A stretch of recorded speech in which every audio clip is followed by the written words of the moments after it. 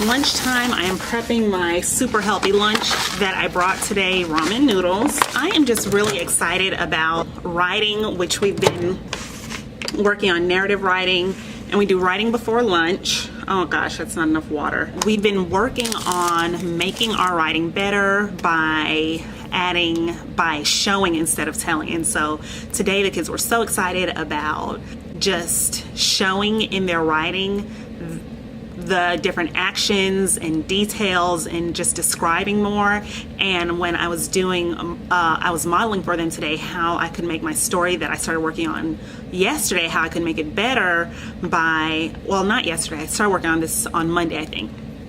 How I could make it better by changing the beginning. And they were like, well, you have the word my in there too many times. And they were telling me like I could use an action lead and just giving me so many great ideas and telling me I could start off with a question. And when I sent them back to their seats to work on it, like everyone wanted to have a conference with me and they were all raising their hands like, look, Miss Brown, I started off with a question. And they're doing a better job of taking small moments and making them into a story. And so I had a student who like a bunch of his stuff just fell out of his desk because it's a mess.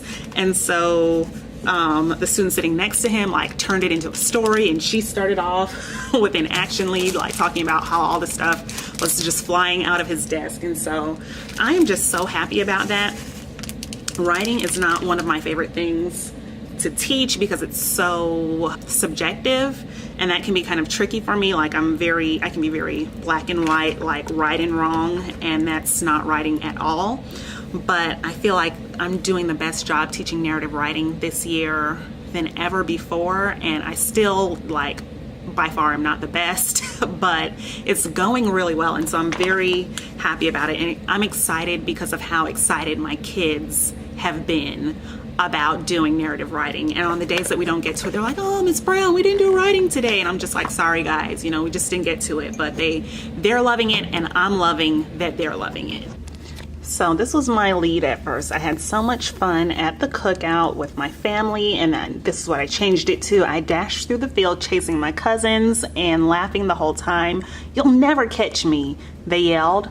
We always play freeze tag at our annual family cookout. So I was just showing them how I want to show that I was having fun at the cookout instead of just telling that I had fun at the cookout. And here we see the word my and my and my 3 times. Here was the 4th time. A student pointed that out to me. What I'm gonna do is probably a quick mini lesson on Monday, and show them how I can get rid of the word my by actually using the names of the characters. So instead of saying my uncle even let me, I would say something like Uncle Devin, or I got my cousin soaking wet. Instead of saying I could say my cousin, I could say cousin Rachel, or just say Rachel. I hadn't even noticed that about my writing, but because they pointed that out, I'll just go. It was one student who pointed that out to me after I had sent everyone back to their seats. So I'll go over that on Monday and show them how they can do that in their writing too. Okay, it's the end of the day, and I gave my students a treat because I had more stars. Sorry, I'm still chewing. They had more stars than blank spaces this week. I'll show you what I'm talking about.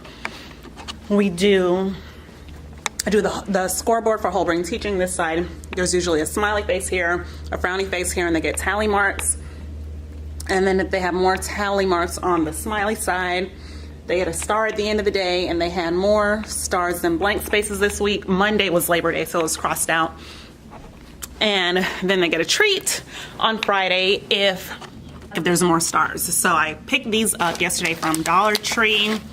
And in one of my videos a while back, I did 5 treasure box ideas. I have some interesting things in there that you might not have thought of, so definitely go check that out if you haven't already. But in that video I said, don't buy the things that you really like to eat yourself, because if you do, you're just going to eat it all.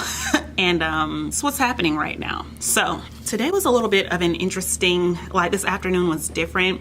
Our upper school announced their student government leaders, like the people who won. Today was their election day. And lower school was allowed to go down for it. So we were kind of rushing at the end of the day. I think it was 2:20 when we went down there. And I just looked at my mailboxes and realized that I forgot to send the students homework, or not their homework, but their graded work with them home today, which Fridays is the day that their graded work goes home. So you can see that the mailboxes are still full. So I need to send my parents an email and let them know, like, sorry, I forgot, but be looking for it on Monday. Something interesting that happened today was we were sitting down and one of my students, she raised her hand, she was like, Miss Brown, you should make a code on your clipboard, GN.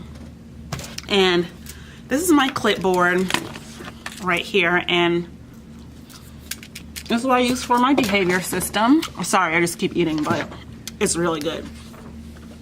I like to make notes. Like, I have the behavior codes. I have the behavior codes that I write down for, like, behaviors that they shouldn't be doing, but then I also have positive codes that I write down for, like, I have can-do attitude, helping others, problem solver, integrity, great answer or idea, kindness, persistence, leadership, and then I also need to add on sharing. That's something else.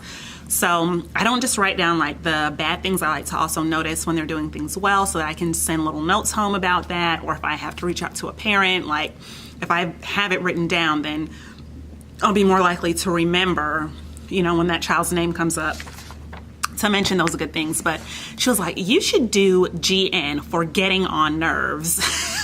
And I was like, that would be mean of me to do as a teacher. I can't write getting, like, you can't get in trouble for getting on my nerves. And then another student was like, well, she's a teacher, so that means nobody gets on her nerves. And I thought that was the funniest thing. And of course, because I'm a teacher, I just I just let it rock. I didn't even say anything. And another thing today, there was a student who has a wiggly tooth, and we were on the way to lunch and he was trying to pull his tooth out. I've never seen a student literally like trying to yank their tooth out, ever. And I've been teaching for a while now, so I told him, I was like, I have never ever seen that before. And he was just looking like, really? But overall, it was a good day and a good week. I am really looking forward to getting out of here and getting the weekend started. My husband sent me this text message. It said, tonight will be great. Do we have an eating out limit? I want to plan accordingly. Like, are we going to have to go to Waffle House for our date night? And I just sent him like all the laughing emojis because I thought that was hilarious. And then he said, sunset is at 7:42 p.m. So I am like interested to see where we're gonna go, what we're gonna do, because he's planning everything, which that just makes my heart so happy when he does that. So I need to finish up my progress reports, put my comments on there, and head on out.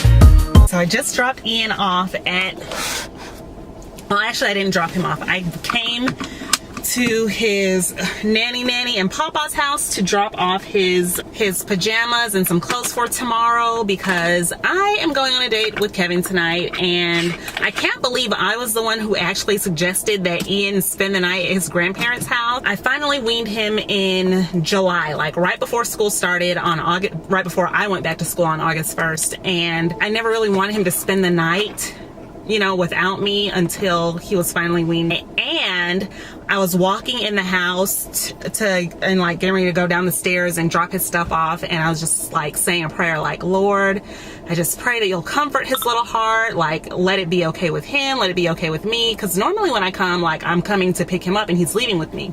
So him and his nanny walked me to the door and they're like, bye-bye, and I was looking at him like once I got in the car and watching him, and he was just fine. So I'm happy about that, but at the same time like, oh, you didn't want to come with mommy?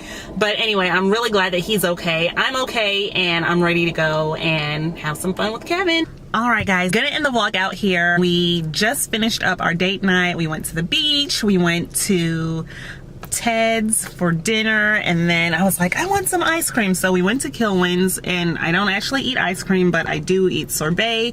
So I have lemon sorbet and raspberry sorbet, and now I actually don't want any of it because I'm full. Anyway, we're gonna go home. Thanks for watching. I hope that you enjoyed the vlog, and if you did, go ahead and give it a thumbs up and hit the subscribe button if you haven't already. All right, guys, see you next time.